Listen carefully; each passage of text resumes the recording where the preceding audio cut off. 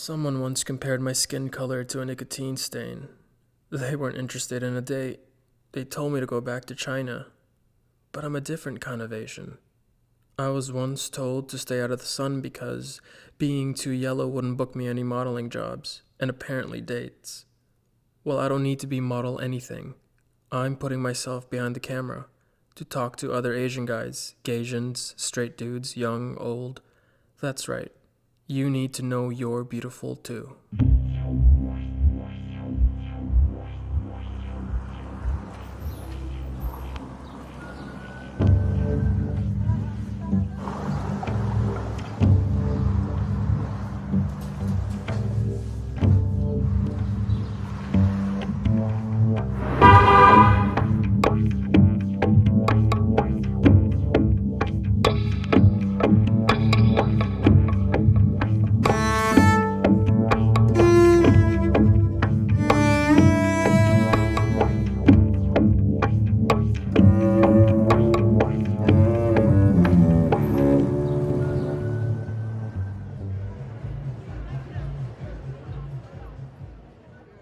I just want to be with a nice guy.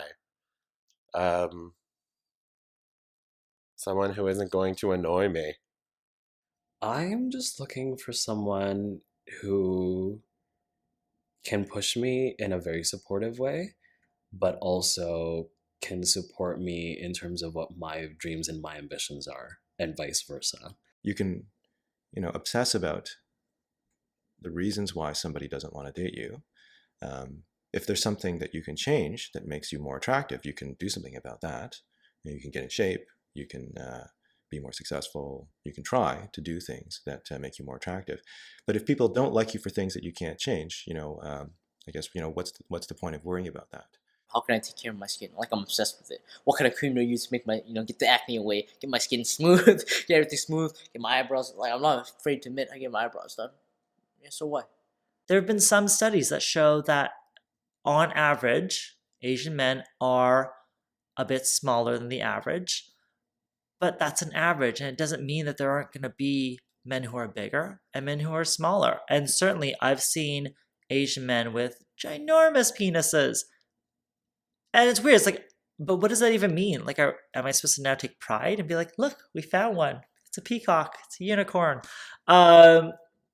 I think it's a very weird conversation to have. And the thing that we always forget is that we then ignore the fact that, of course, there's people of all ethnicities who are below average. And there are going to be people of all ethnicities who are above average. I don't know whether it was because I was Japanese or I was just awkward. I could have been white and said definitely had the same kind of dating experiences. I don't think it was ethnicity. It was definitely a little bit harder to be Japanese amongst a lot of white people. I mean, I didn't really date when I was young. I went to all the school dances and things and danced with white girls, but never had a girlfriend or dated. Grindr, from a technological standpoint, is amazing. It's like, oh, this person is 2 meters away from it. Like how that I find that aspect of Grindr to be incredible. All of the geolocation apps for gay men. So Grindr, Scruff, Growler, there's always a new one every day. But to me, they're all sex hookup apps. I do have a Grindr profile. I have sort of perused. Is that the perused? Browsed? The point of places like Grindr or Craigslist and other websites are that so someone can get what they want as fast as they can without any frills. Seeing the phrase no fatties, no femmes, no Asians through Grindr, it really was the first time for me that I saw it so clearly written out that there was an anti-Asian sentiment in gay culture. I think that it's always been a part of gay culture, but it was never so clearly stated as when I actually saw it on people's profiles. It seems like they're just being upfront about it, but at the same time, it sort of has a hint of racism a little bit. Obviously, you are concerned by the fact that a white person doesn't want to date you. Why do you want to date them? It's like you want to date them because they're white. They don't want to date you because you're Asian. It's sort of symmetrical problem. You know, you bring this up to people who are not Asian, and many people will say, hey, it's just a preference. They have every right to feel this way.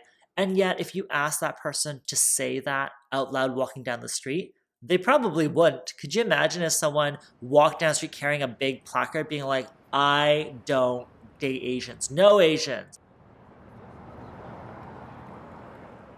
The internet has allowed a lot of people to bring out the worst in themselves, right? You get a lot of anonymous trolls commenting on blogs saying some of the worst things. You get a lot of people being told that they should kill themselves. This is a manifestation of that same thing, the perceived safety of anonymity.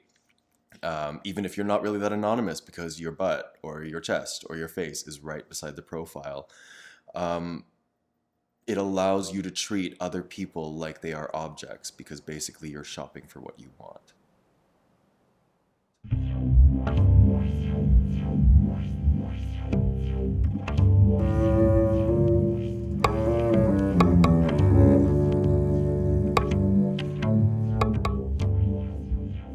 When people say no Asians, what they really mean is that race, Asianness, is this fetish. It's just this one category that you can choose from, right? If you go to a porn site, you're going to see these different categories: leather, group scenes, Asians, as if that's just its own thing. Like it's separated and put aside as something special. It's a exotic item, not just an everyday person thing. There was this guy who messaged me, and I was kind of surprised that someone like him was messaging me in the first place, because he looked like your typical white guy that you would see on the cover of a gay magazine.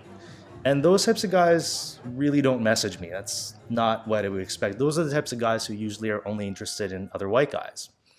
So I was kind of surprised by that, but I thought whatever. So we're talking, and he got really sexual right away in the conversation. And that's, no, like that really wasn't, I'm kind of more of a, okay, let's at least go for coffee and talk and maybe get to know each other a bit first. But he wanted me to come over and do these unspeakable things to him. And I said, actually, no, sorry. I'm kind of more into, going for coffee or dinner, getting to know someone a bit first, and then seeing where things go. And I was shocked at what he said next. He said, oh, haha, I've never been rejected before. And I thought, geez, wow, I can't imagine this. And so after he said that, he got really pushy, and he was really like, no, you should totally come over, and we should do this and we should do that. And I had to repeatedly say to him, no, listen, I'm not interested. And I was kind of surprised by his almost sense of entitlement. The subtext of our conversation, what I felt in it was, I'm white, you're not. You should feel so lucky that me, this six-packed, smooth, muscled white guy, is even talking to you. So you should bow down and come over and do whatever I want. You should do to me whatever I want you to do to me. That was kind of the subtext I felt in the conversation. And so to end it, I said, oh, haha, I guess I just popped your rejection cherry. And then he finally stopped messaging me. And I just thought, you know what? I'm glad I popped his rejection cherry, because I think that's something everybody needs to go through. People of color are just an exoticized item that they could pull from the shelf when they were into that flavor, but they could put away and dismiss when they weren't interested in that.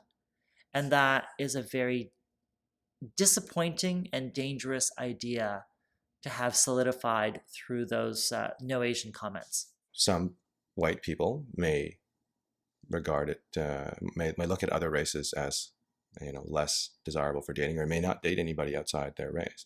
But this occurs in every race and in every ethnic group, every religious group. There's often a bias towards people that are not part of that group.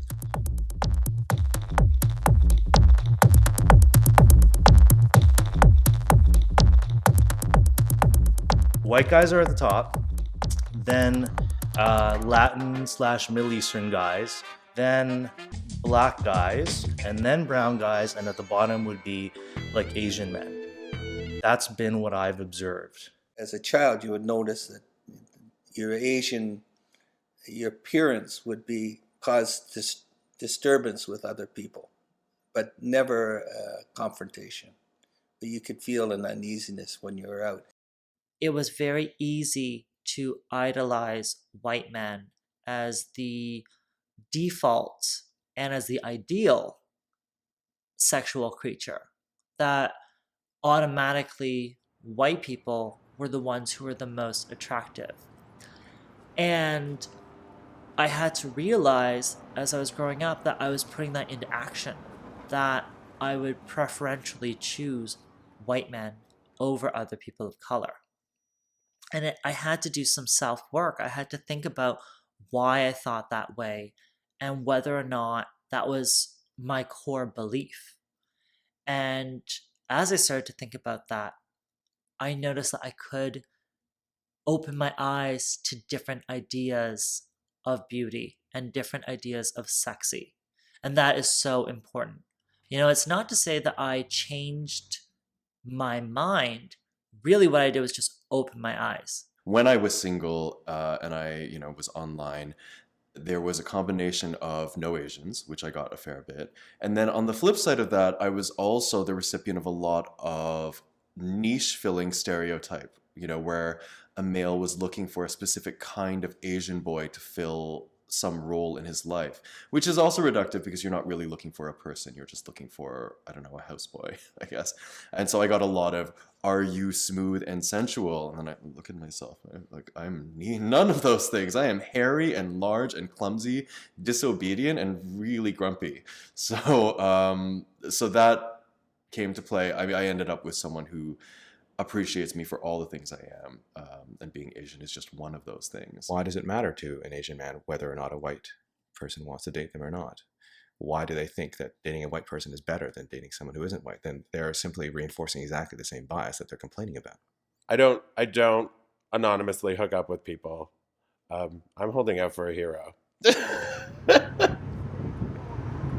One of the things I've seen, and it kind of manifests in a very subtle way, is sometimes I've seen almost like a competition between Asians to compete for, like the white guy. When I was single, there was this constant mentality that you had to compete with the other gay Asians for the few men who found Asian men attractive or who found exclusively Asian men attractive because they were limited and you were a commodity only to them.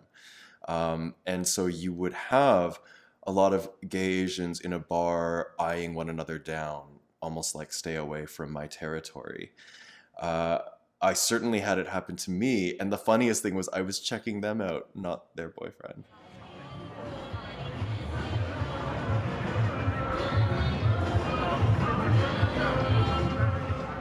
When we talk about attraction, if you believe that your attraction is completely innate, that it is something that's born within you, then to question someone's attraction is to question the very self of them, to question who they are. I've dated girls of different races, but definitely I remember, when I first came to university in Toronto over 25 years ago, it was very, very rare to see an Asian man with a white girl.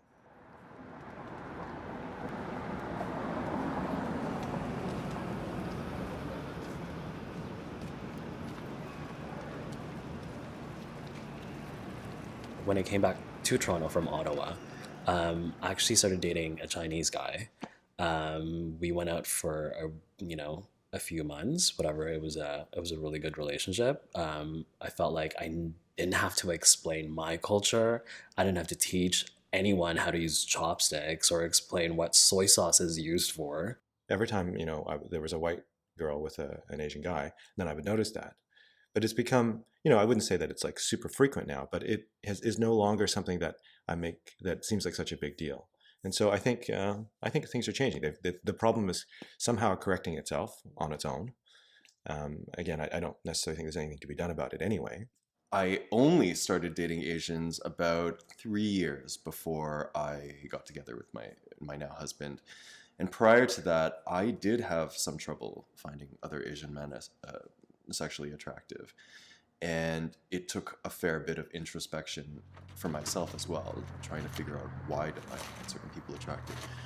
Why is it that my default for beauty is a white guy? And unpacking a lot of that for me was what changed my point of view. We have to remember that for a long time in history, very, very curvy women were considered attractive because that meant that they were healthy. And then very thin women became attractive because we swung to the other side. And now we've got a kind of a mix between the two. But same race, human beings, but the idea of beauty shifts.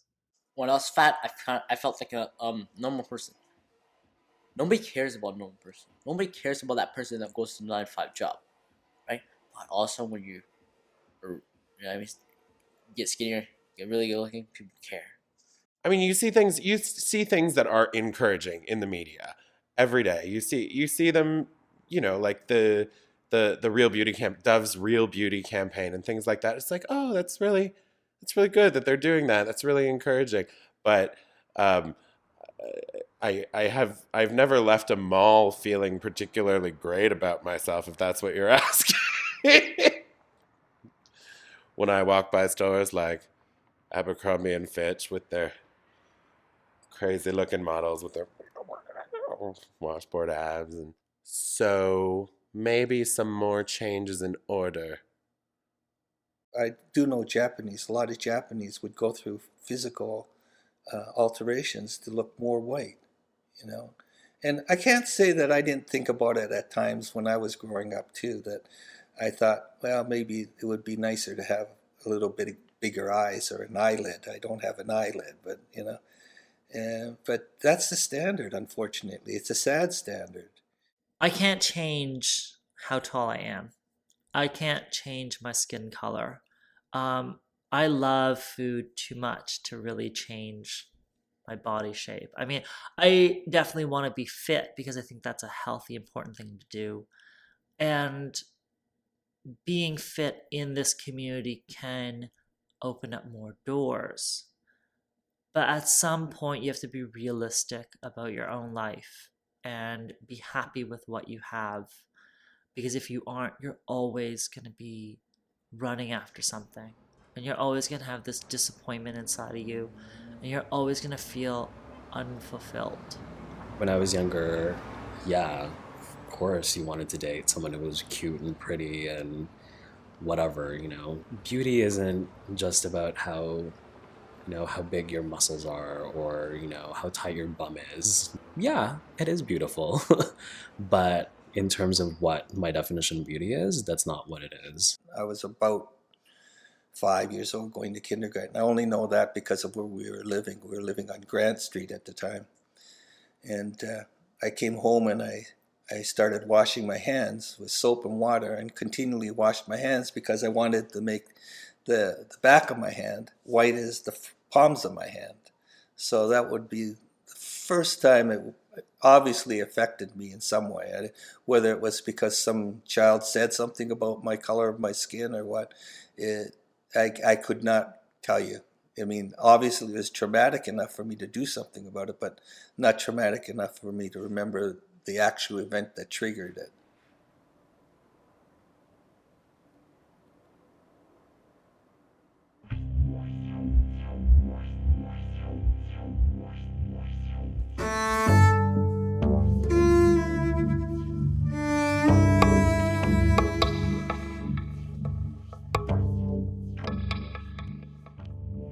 If I was white, I don't think I would have to put in that much effort. I think I could just, I maybe wouldn't have to pay as much attention to my appearance.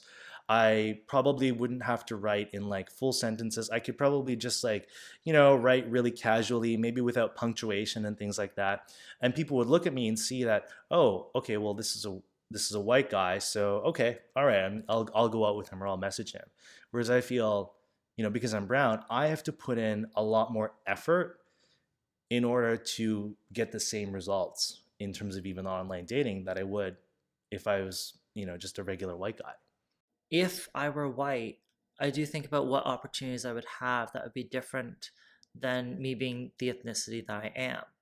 But at the same time, I'm also very grateful to be of color and have had the experiences that I have. When I was growing up, I saw a lot more fetishization and dismissal. And I think that I really got excited whenever I met, the one guy who was just attracted to everyone, not necessarily for the same reasons, but who could see the beauty in everyone and was open to it.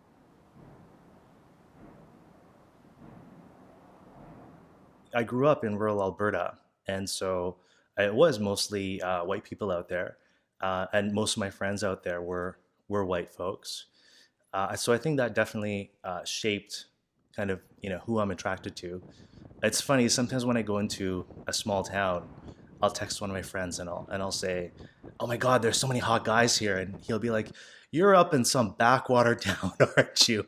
I grew up not thinking I'm white, but not thinking that I'm Asian, because I was raised in a white environment, and I did everything that Anglos did, or what I consider Anglos did, because I played hockey. I didn't play hockey well, but I played hockey. I played baseball. I didn't play baseball well, but I played baseball. Grew up with my neighborhood kids. The gang of kids are all white, and always fit in. There was never a question that I was Japanese or a different color. Some of the values in Asian culture, and especially the Asian immigrant populations that have come to North America, these values are often heavily emphasized. Things like professional success, especially in medicine and law, engineering, computer science, this kind of thing. These are the kinds of career paths that stereotypically, parents from first-generation immigrant parents from Asia would really stress as being important. These are good paths to follow. My mother has said it too, because I think there's some sort of Chinese saying, being in the entertainment business is basically like prostituting yourself. The only kinds of work, for instance, Asian people way back then would be able to get would be laundry or restaurant or cooking or things like this, because those were considered women's work. So they kind of thought of desexualized Asian men, and these were the kind of work that they were allowed to do, and they kind of almost segregated them in that regard to protect themselves from feeling threatened by this other culture coming in that they didn't want, taking their women or getting into prominent positions in society. So ultimately, it all comes down to power and control.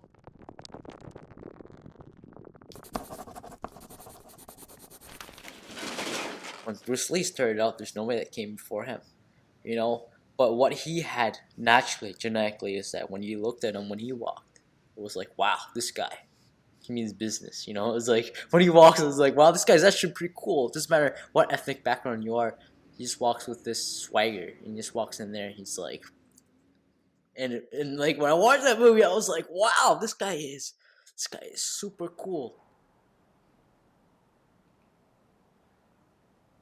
It's obvious that when we look at the media and we look at pornography and we look at the images around us, that there is one main type of man who is attractive and one main ethnicity of man who is attractive. And we have to ask ourselves how much of our own opinions are just reflecting the things that we see around us. I'm a self-produced cabaret performer, and as a result of being a self-produced cabaret performer, I get to play a version of myself, play my own cabaret persona, who is anything I want him to be. He's an extension of who I am.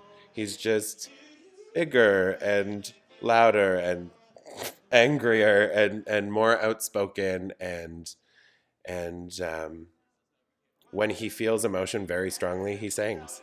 Not in your heart, you're the best thing that never happened to me. The golden age of musical theater was sort of like built around that, like, blonde-haired, blue-eyed poster child for Aryan breeding, which is fine, because that what, like, these shows are dated. They were written, in the 20s, 30s, 40s, 50s, etc. So there just aren't as many parts.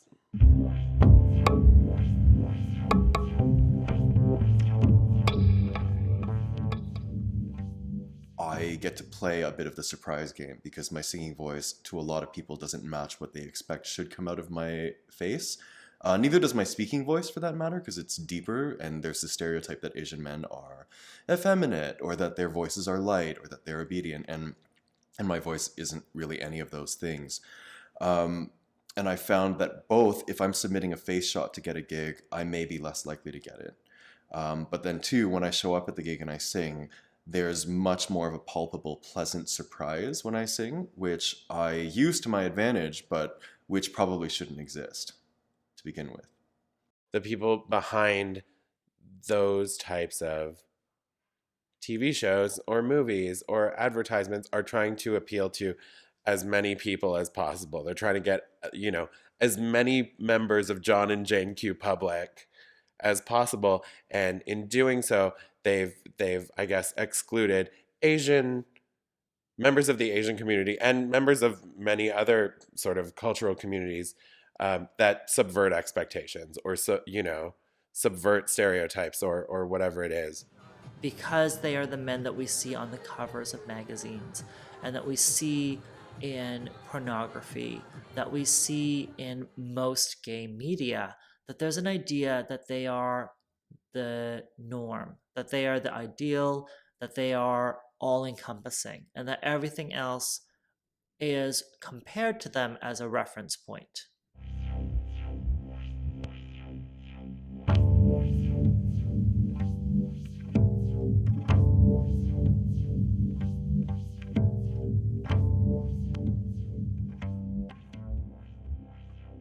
It's almost comical to say it because everybody knows it's the martial arts guy, the Jackie Chan, Bruce Lee type of thing, or the irate convenience store owner who can't speak English, or it's the geek, the stereotype. If you're Chinese and or Korean, you must be good at math, that kind of thing.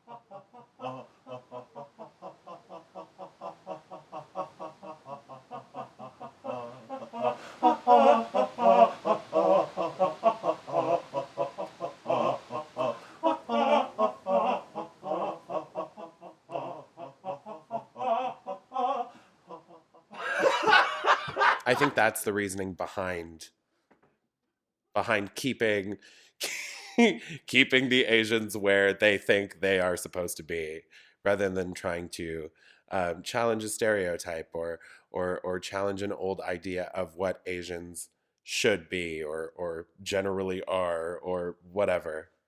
Being sort of studious, being scholarly, being an intellectual, being professional, being conscientious, and following social rules, doing pro-social things.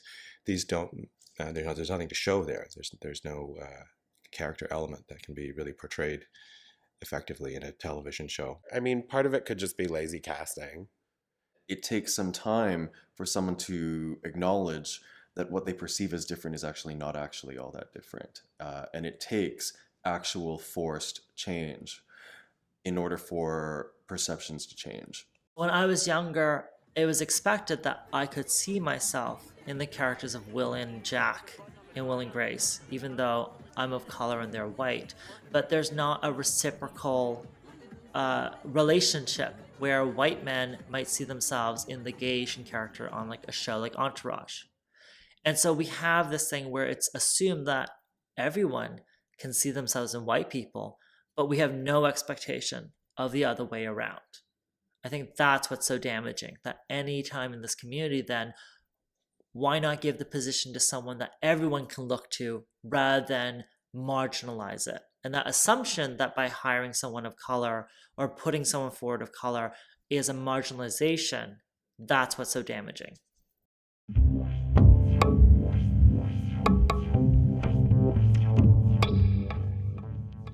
And of course, all of these things could be interpreted as being less attractive, certainly in a North American and maybe particularly American context, where being more aggressive, socially assertive, and outgoing is definitely the norm, and it's definitely something that's expected in the course of trying to initiate some kind of, romantic or sexual relationship. These sort of dated ideas about what beautiful is and what you are supposed to look like, and the kind of life that you're supposed to be leading, and what you're supposed to want out of life.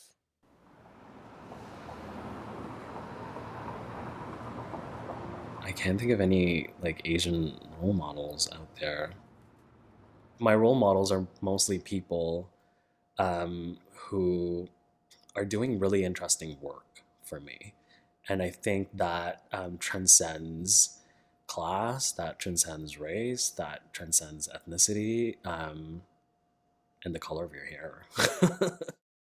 It takes individual role models clawing their way up to the top before that change actually occurs.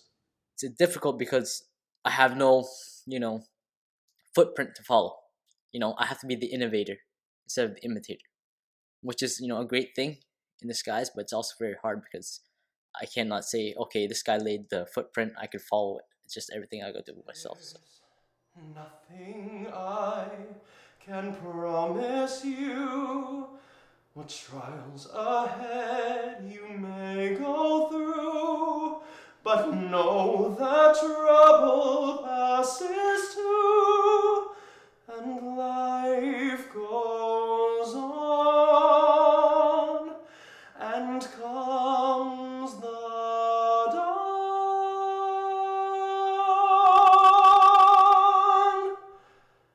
my baby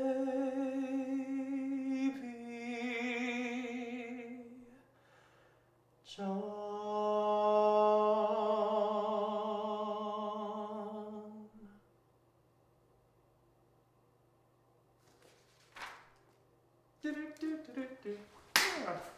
Am I giving up by putting myself behind the stage or behind walls while letting other people do my work? I'm not sure.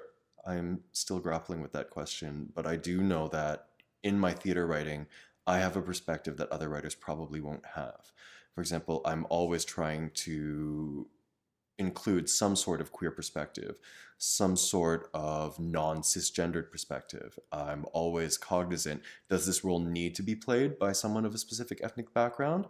Or would it be more interesting to leave it open and to leave it in the writer's notes that this role should be cast absolutely open to any background? It's frustrating to know that I'm always going to have to work much harder than someone else to get the same results or the same recognition just because of the color of my skin.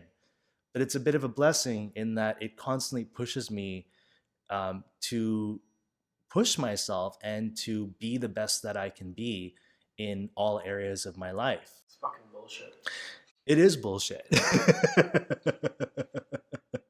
In our community, right, where there's a lot of, ignorance, I think having events that cater to Asian people or having, a safe space for them to just hang out, right, I think is a bonus. When I was a child, I wanted to be a pop star. That hasn't happened, which is okay because in retrospect, I've changed that dream. But there was no Asian pop star in North America. Today, there still kind of isn't. There are some hip hop groups that are on the rise now, which is a wonderful thing. And there are organizations that are devoted to empowering Asian American artists and corresponding for other ethnicity groups and other minority groups. But to this date, someone's going to go to you and say, well, you can't do that. You're Asian. Or you can't do that because it hasn't been done before. But if you see that someone has succeeded in some way, even if it's not exactly what you want to do, then it's going to change your perception, your ambitions, your dreams, your drives. Oh, you can't do this. You can't do this. No. Watch me. This documentary is definitely a start, right? I think having more media representations out there would actually be easier. Just speaking about role models, when you ask me the question about role models, how many, who are my Asian role models? The fact that I had to think about it. I had to pause and feel like need a break so I can actually, think about who my Asian role models are. That's kind of sad. You have to build your own platforms and you have to represent yourself in the way that you want to be seen. It's not enough to sit there and wait for someone else to come around. You kind of have to begin projecting and communicating the image that you want. And that's always been the case when there's change. I know a lot of Asian people who are just like making their own way. I'm sort of the mindset that it's happening. It's really happening. Things are changing and it's great. But I live in a giant city with a giant network of people that includes Asians, that would never exclude Asians or gay people for any reason, despite the fact that a lot of the material, a lot of the writing that's from 20, 30, 40, 50 years ago doesn't really accommodate Asian performers. There are so many people out there in the city just doing amazing work, like Kevin Wong and like Leon Orius, and there's an entire theater company in Toronto called Fujian Theater that's dedicated to promoting Asian theater. Like it's a thing.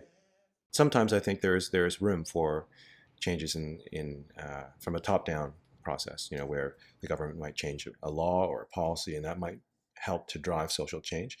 But it's not clear to me whether it's the other way around, whether the government changes laws or policy as a result of a shift in public opinion, which, in a democracy, we would think that's the way it's supposed to be. There should be, a sizable proportion of the population that feels a certain way and that they influence the government to change policy and laws to reflect the will of the people. There's such an opportunity to be with people. People are interesting. They're sexy on their own merits. We don't need to project all these kind of facile ideas on them, but we do, because we just don't have enough of this conversation. Would I say that we are modern day pioneers? I don't know if I would go, well, with regards to myself anyways, I don't know if I would go that far. Or maybe, yes. Yes, I would. We are pioneers. Maybe not. Maybe that's a bit of a stretch. We're trying. We are definitely trying. You know what?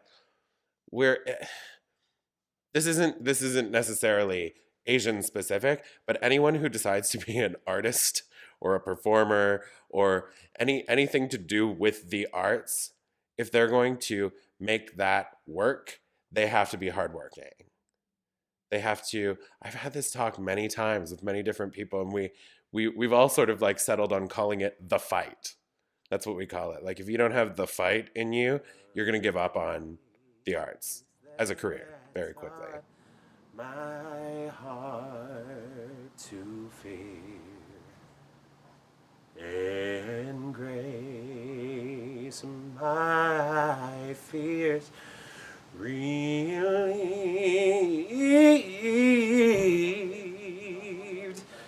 How precious did that grace appear the hour I first believed. As our society becomes more racially diverse, and as people of different races, in this case especially Asian men, start to take on roles, social roles and professional roles that are not so stereotypical, and as people just spend time together in a mixed city, I think the statistics about relationships are that people tend to date people who live close to them and who are, obviously do shared activities. And so being at university together, University of Toronto obviously has a very large Asian student population. So, all these kids going to school together, I think that's how people end up meeting each other and finding each other attractive and getting to know each other, and that's how they start dating. I said to my wife, if she were to die, I wouldn't marry again, but I'd probably want to find a way to not be around too, because I don't know. I found a relationship where I'm happy, and I wouldn't be out there looking for another one, I guess. But I'm not a loner, though. I think right now a lot of these stereotypes and a lot of these, racist notions are mostly born out of not knowing and not being familiar with Asian culture. I'm Asian. Look at me. I'm Asian. I'm happy. 100%. That's why I call myself 100% Asian boy. Forget what other people think. I'm awesome, and I'm going to feel that way, and I'm going to go out in my life and I'm going to live that way. I'm not going to wait for someone else to tell me that I'm beautiful. I'm going to know that I am and go out in my life and live that way. So you got to take it. You can't wait for the powers that be right now to give it to you. I think that's what we have to do. To be honest, I feel so much lighter and so much happier than when I was 22. That's the beauty of getting older. I get to know who I am. But there were times when I would dismiss my own Asianness because I felt like it was a funny thing to do, or a way to get accepted, or a way to distance myself from something that was unfamiliar to the people around me. And that is something I no longer do. My ethnicity and my race, I can still joke about it, but it's not a joke. And those differences that I have from other people, I've realized that I have to stand as tall or taller than the people around me and to really embrace and love that aspect of me because it's not changing. So it's as if you have a pot of gold that's full and you don't need to put anything in it, like validation from other people, attention, approval from other people, from the media, from John and Jane Q Public. It doesn't, it's not relevant. Your pot of gold is full. But there are people in your life, as there are in everyone's lives, who out of spite or ignorance or hatred or jealousy or whatever will try and steal your gold. So it becomes your job in life to protect it. Not just gay people, not just Asian people, but everyone. 1, you are beautiful, and 2, your existence is valid, and 3, you have worth as yourself. If you're Asian and you're, an accountant who drives a Toyota, that's okay. And if you're Asian and you decided that you want to move away from being the piano player and you want to be, center stage like Beyonce, then that's what you should do. And if you do that and you commit to it, people will accept it. That's been my experience.